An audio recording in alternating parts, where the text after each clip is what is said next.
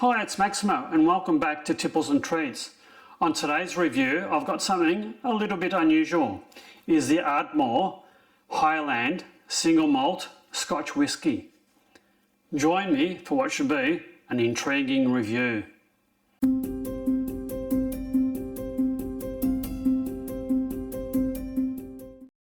Now, I've recently returned from overseas and I was at duty free at Melbourne Airport and I saw this particular tipple was staring right at me.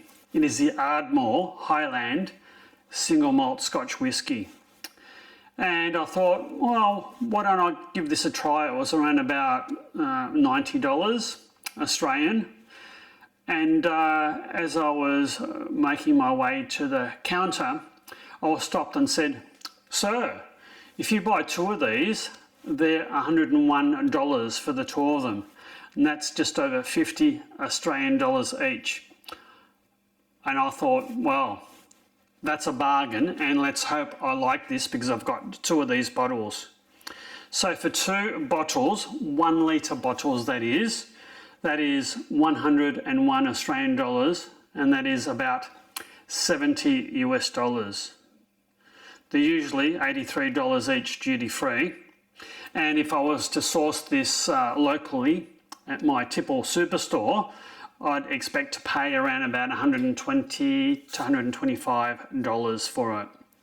This is a 1 litre bottle. It is 46% alcohol by volume, so it's quite high. It is a single malt Scotch whisky, and it's also a travel exclusive. Now, I'm not really familiar with Ardmore, so I'll refer to my notes.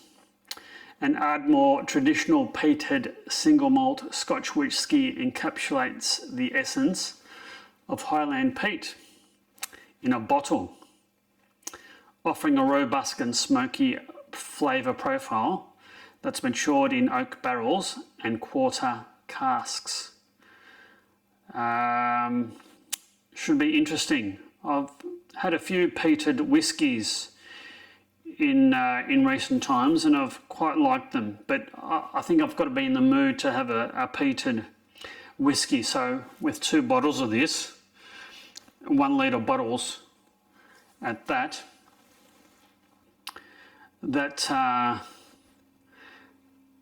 gives lots of peated whiskies for me to have.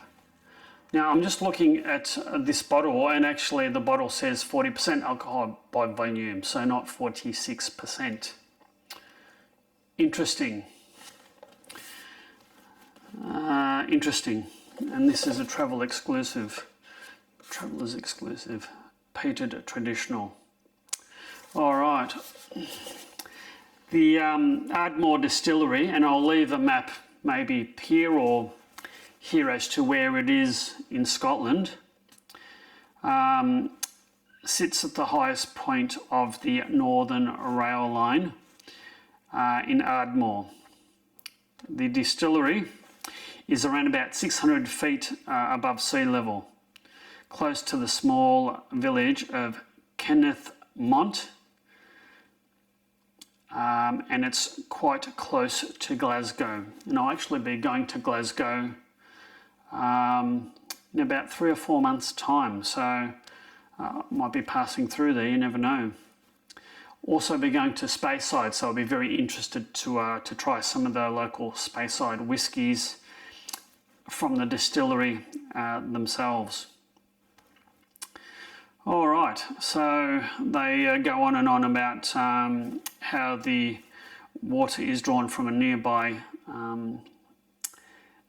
spring, and that's what makes this special.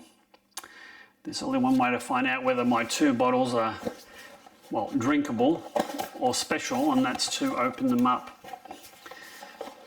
White bottle with sort of gold and slightly embossed. Kennethmont Distillery. Interesting. All right. I shall endeavour to open this as best I can. Oh, here we go.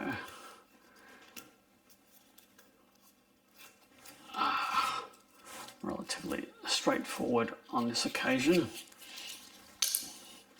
Right, it's a clear glass bottle. It's quite a nice colour.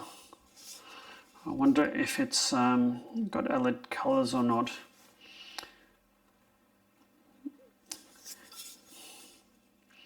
It doesn't say. Let's open this up and see what it's like. Oh, stiff. Hugely satisfying pop of the cork. It is a real cork with a plastic top.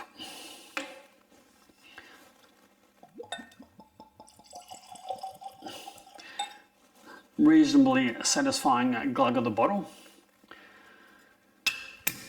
Right, okay. Let's give this a red hot go, shall we? Cheers, everyone. I forgot the nose. I'm so eager to try this.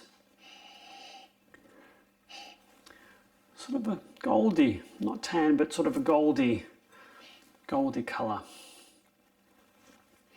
Quite a nice colour. I can smell the peat.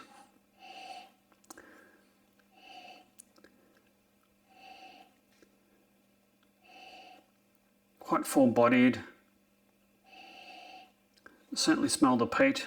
Bit of spiciness, bit of creamy nose.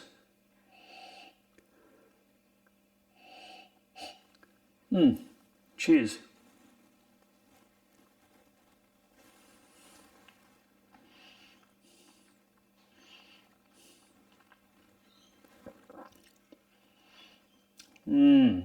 That's quite complex.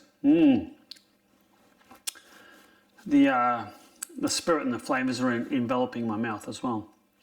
That's quite creamy and sweet at the front of the palate. I'm getting vanilla,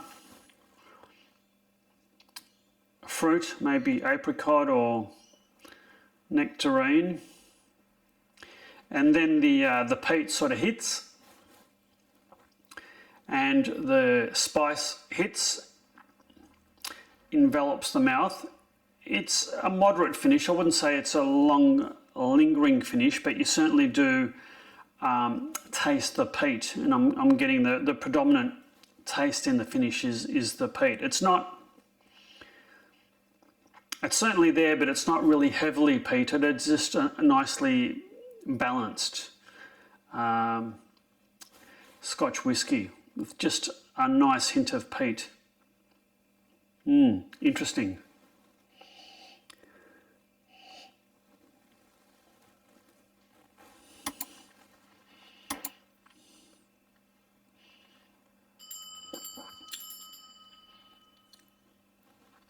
That actually changes a lot through the palate. Creamy, smooth, spicy, peaty, sort of a sweet and peaty finish. It's quite a full taste, that's for sure. Maybe I'm getting a little bit of licorice in the nose as well, I think.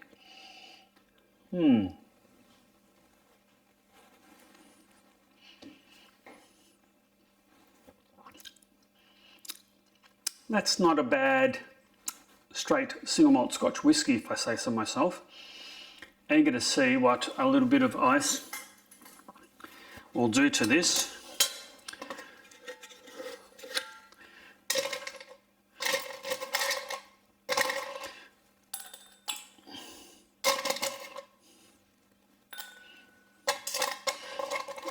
There's 2 small bits and a third one for good luck.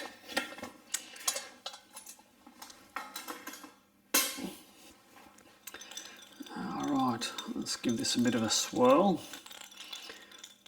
Get the ice melting and see what a little bit of ice will do to the flavour profile of this Highland single malt.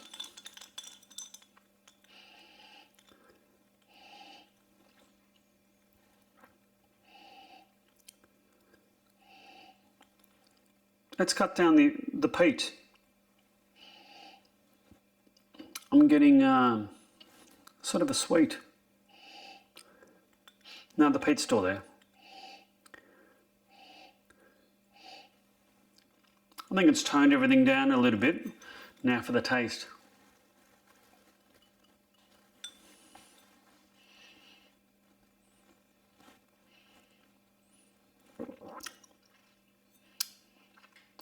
It's accentuated the creaminess at the front of the palate.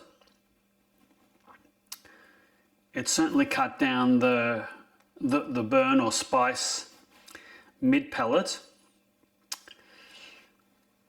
And I'm not sure whether my mouth has been coated with the peat, but I think it's cut down the peatiness, the strength of the peatiness, but I think that lingering peaty finish is still there.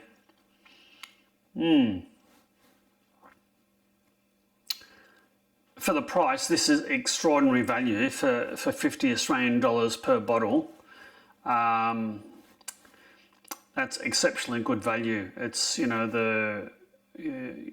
for $50 for a litre, you'd be hard pressed to get anything other than maybe a Johnny Walker Red Label for around $50, and certainly 1 litre.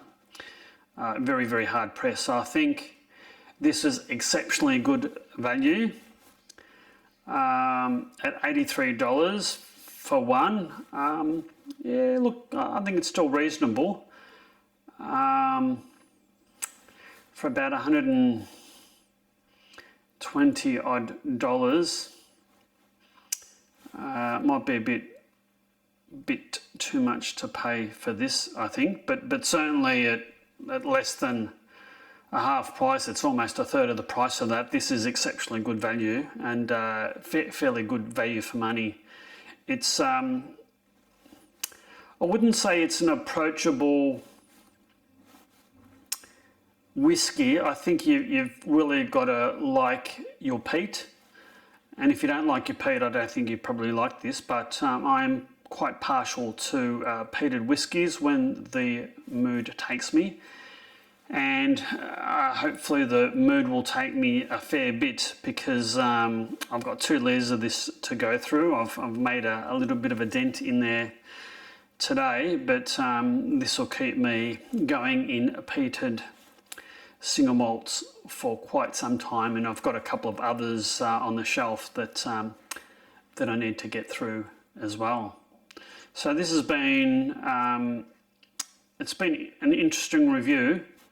I think exceptionally good value for money, and I'm glad I bought this duty free at Melbourne Airport.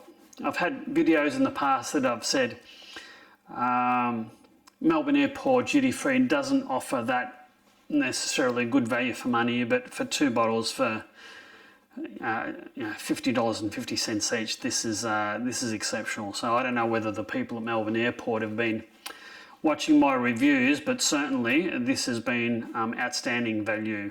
And would I buy this again? Not at the moment, because I think I've got a sufficient quantity of peated whiskies to keep me going for quite some time. And I probably want to try different whiskies from different parts of Scotland and different parts of the world for that matter, that I haven't tried before. And I think, as I said, I think I've got more than enough peated whiskies to keep me going for quite some time. So on that particularly good value and peaty note, this has been enjoyable. Cheers, you take care, and until next time, bye now.